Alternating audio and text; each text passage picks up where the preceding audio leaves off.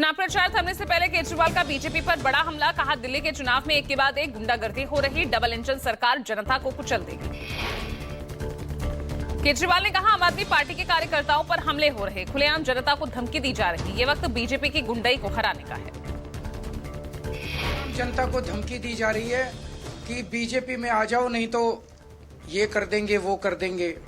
खुलेआम मारपीट हो रही है, हमले हो रहे हैं, हिंसा हो रही है और बगल में पुलिस वाले खड़े होकर देख रहे हैं। खुलेआम जनता को धमकी दी जा रही है कि बीजेपी में आ जाओ, नहीं तो ये कर देंगे, वो कर देंगे।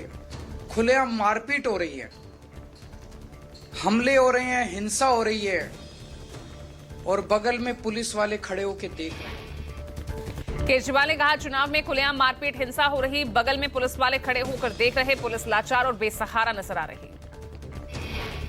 बजट सत्र में विपक्ष का जोरदार हंगामा। महाकुंभ हादसे पर विपक्ष का हल्ला बोल, विपक्ष पर भड़के रिजिजू, स्पीकर की नसीहत, प्रश्नकाल चलने दें। विपक्ष के सदस्यों के हंगामे के बीच स्पीकर ने हिदायत देते हुए कहा, आपको जनता ने प्रश्न पूछने के लिए भेजा है, ना सदन में।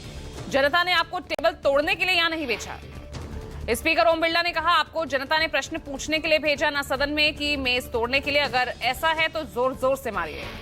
वेल में आकर नारेबाजी कर रहे विपक्षी सांसद। कार्यवाही शुरू होते ही महाकुंभ में हुई भगदड़ की घटना और इसमें हुई मौतों को लेकर चर्चा की मांग करते हुए वेल में आए। लोकसभा में आज पेश होनी है वक्फ बिल पर जेपीसी रिपोर्ट। संसद में जगदंबिका पॉल पेश करेंगे जेपीसी की रिपोर्ट।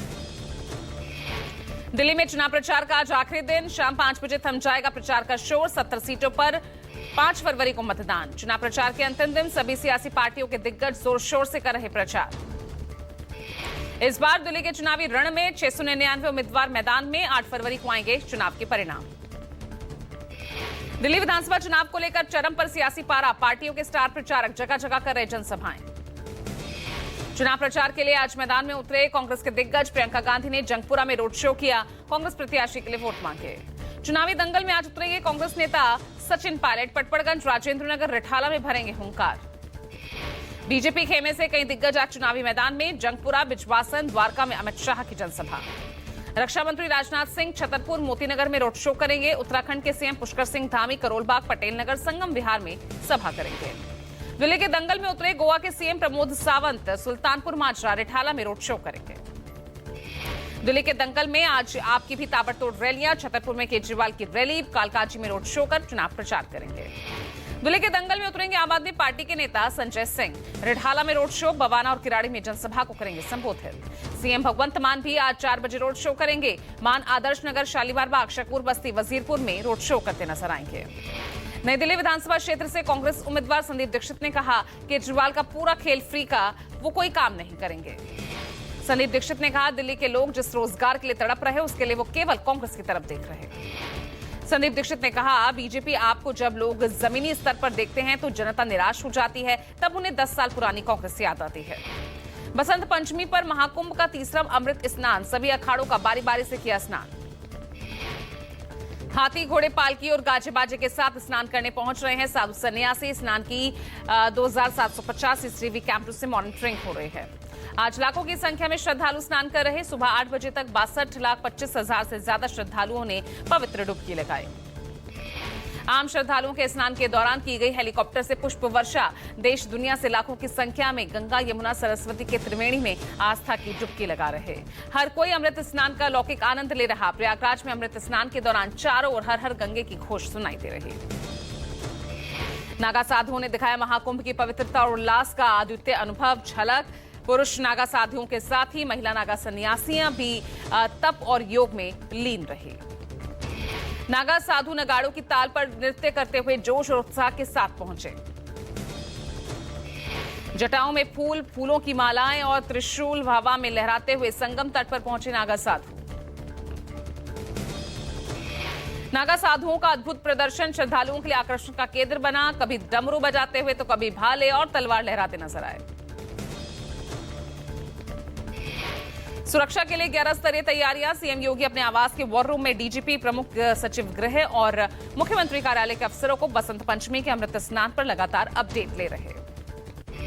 सीएम योगी आदित्यनाथ ने श्रद्धालुओं से की अपील, प्रशासन के निर्देशों का पालन करें। क्राउड कंट्रोल के लिए घाटों पर अतिरिक्त फोर्स की तैनाती की गई है। 2 फरवरी तक 34 करोड़ 97 लाख से ज्यादा श्रद्धालु पवित्र स्नान कर चुके हैं। डिप्टी सीएम केशव प्रसाद मौर्य ने सोशल मीडिया पर पोस्ट कर लिखा, लाखों श्रद्धालुओं ने पवित्र त्रिवेणी संगम पर पाया शुद्धि का आशीर्वाद। अखिलेश यादव ने सोशल मीडिया एक्स पर लिखा, मां सरस्वती जी से ये कामना है, शब्द से लेकर स्वर तक सबकी वाणी और वीणा में विराजे। आंध्र प्रदेश के सीएम एन चंद्रबाबू नायडू ने कहा, पूरी दुनिया के लोग भारत के विकास को दे रखे। हाल ही में दावोस की अपनी यात्रा के दौरान भी मैंने भारत के विकास में काफी रुचि देखी है। नायडू ने कहा, बजट 2047 के विकसित भारत को दर्शाता है। एआई भारत की वैश्विक अर्थव्यवस्था में महत्वपूर्ण भूमिका निभाने जा रहा। राजस्थान में सूर्य नमस्कार से बना विश्व रिकॉर्ड। 1 करोड़ 33 लाख से भी ज्यादा सरकारी गैर सरकारी स्कूलों के विद्यार्थियों ने यह रिकॉर्ड बनाया। राजस्थान के 78,000 से ज्यादा स्कूलों में एक साथ सूर्य नमस्कार का आयोजन। शिक्षा मंत्री मदन दिलाकर भी कार्यक्रम में शामिल हुए। राज्य भर के विद्यालयों के बच्चे, शिक्षक, आमजन एक साथ उन्होंने सूर्य नमस्कार किया। पिछले साल के विश्व कप रिकॉर्ड को तोड़कर नया कीर्तिमान स्थापित किया। महाराष्ट्र की सियासत में एक बार फिर उफान। सामना संपादकीय में बड़ा दावा, फडणवीस शिंदे के बीच अनबन है। सामना संपादकीय के मुताबिक शिंदे अब भी दोबारा मुख्यमंत्री न बनाए जाने के सदमे से जूझ रहे हैं और एक बार फिर सीएम बनने के लिए संघर्ष कर रहे हैं।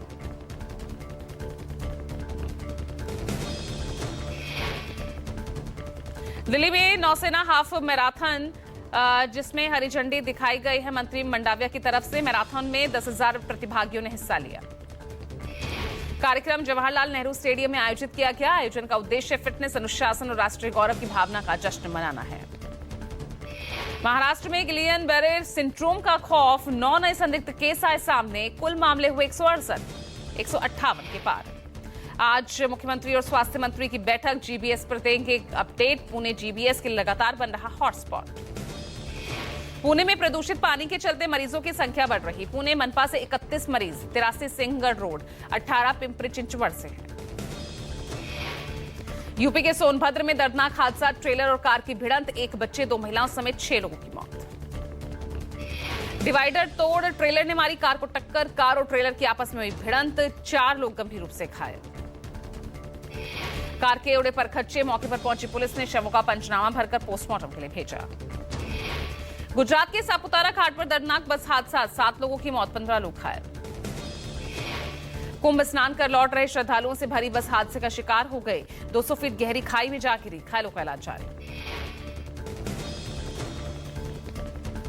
सापुतारा के मालेगांव घाट के पास हुआ हादसा। सुबह 5:30 बजे नासिक सूरत हाईवे पर सापुतारा घाट पर हादसे का शिकार हुई बस। डबल मर्डर से देहरा शिरडी। महाराष्ट्र में साईं बाबा संस्थान के 2 कर्मियों की हत्या, 1 युवक घायल। 2 कर्मचारियों की हत्या से हड़कंप। ड्यूटी पर आते जाते अपराधियों ने वारदात को अंजाम दिया। घायलों को अस्पताल में भर्ती कराया गया। 3 अलग अलग जगहों पर चाकू से हमला किया गया है। तीनों पर ही 2 की मौत हो गई है, 1 गंभीर रूप से घायल है।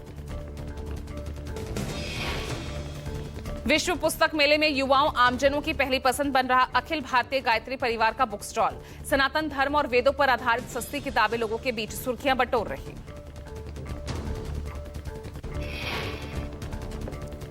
गायत्री परिवार का बुक स्टॉल पर लोगों की भारी भीड़ देखने को मिल रही। सनातन और वेदों पर आधारित किताबें खासकर युवाओं को लुभा रही। स्टॉल में बिकने वाली हर किताब को कॉपी एक्ट राइट से बाहर रखा गया है। धर्माचार्य गायत्री परिवार के जो संस्थापक हैं, अखिल विश्व गायत्री परिवार के, उनके द्वारा लिखी हुई ये सारी एक ही लेखक की लिखी हुई। उन्होंने अपने जीवन में 3200 पुस्तकें लिखी। उनमें से करीब 1700-1800 पुस्तकें हम यहाँ पर प्रदर्शित कर रहे हैं। और पुस्तकें जीवन के हर क्षेत्र को छूती हैं।